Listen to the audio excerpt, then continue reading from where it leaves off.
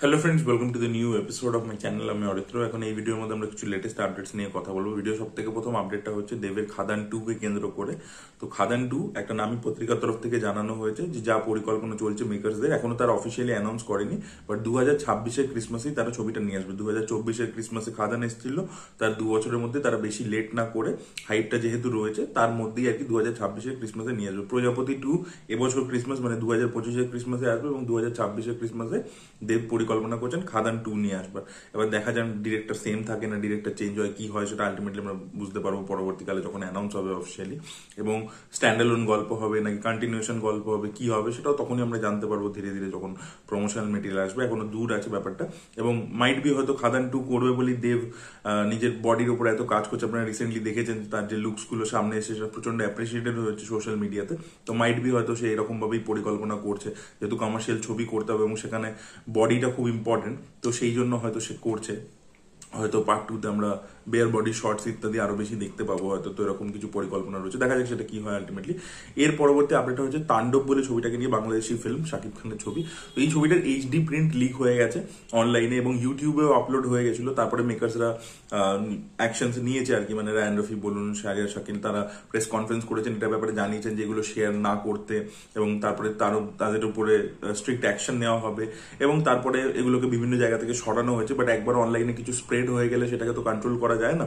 তো একদম original HD print আর কি লিক হয়ে গেছিল।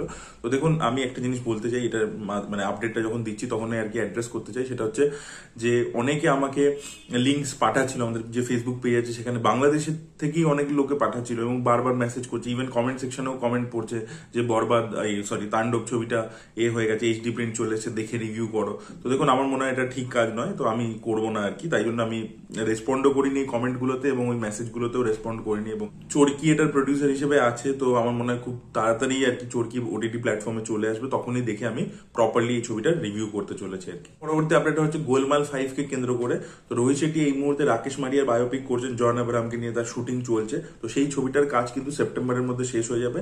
তারপরে বছর শেষের মধ্যে রোহিত শেট্টি পুরো পোস্ট প্রোডাকশনে কাজ ইত্যাদি করেন এবং 2026-এর স্টার্টিং এ মাইট বি হয়তো জানুয়ারি কি ফেব্রুয়ারির মধ্যে এই ছবিটা রিলিজও করে যাবে। মার্চ থেকে 2026-এর মার্চ থেকে গোলমাল 5-এর কিন্তু শুটিং শুরু হবে, এরকমই একটা আপডেট উঠে আসছে। তো 2026-এ আমরা গোলমাল 5 পেতে চলেছি এবং রোহিত শেট্টি কিন্তু নিজের যে রাইটিং টিম সেটাকে চেঞ্জ করেছেন, ফ্রেশ সেট অফ রাইটার্স এনেছেন এবং তারা কিন্তু গোলমাল 5-এর স্ক্রিপ্টের ওপর এই মুহূর্তে কাজ করছে।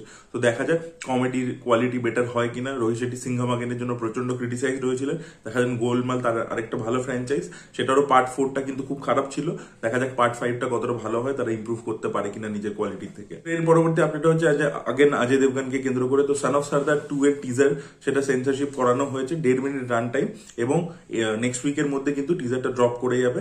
তো দেখা যাক টিজারটা কিরকম হয় এবং ছবিটা কিন্তু জুলাই মাসে মুক্তি পেতে চলেছে।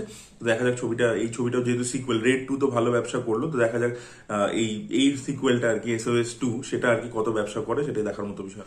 রেড 2 কে নিয়ে যখন কথা বললামই তখন বলে রাখি 26শে জুন কিন্তু নেটফ্লিক্সে এটা আসতে চলেছে। রেড 2 মানে ওটিটি স্ট্রিমিং আর কি 26শে জুন থেকে হবে। এর পরবর্তী আপডেট হচ্ছে রজনীকান্তকে কেন্দ্র করে। তো কুলি বলে যে ছবিটা লোকেশ কানাডার যেটা ডিরেক্ট করছেন, তার ফার্স্ট হাফ কিন্তু পুরোপুরি লক হয়ে গেছে, মানে এডিট লক হয়ে গেছে, সেখানে গান অ্যাকশন সিকোয়েন্স যা যা হবে সেটা পুরোপুরি ফাইনালাইজ হয়ে গেছে এবং রজনীকান্ত ফার্স্ট হাফটা দেখেছেন, তার খুব পছন্দ হয়েছে।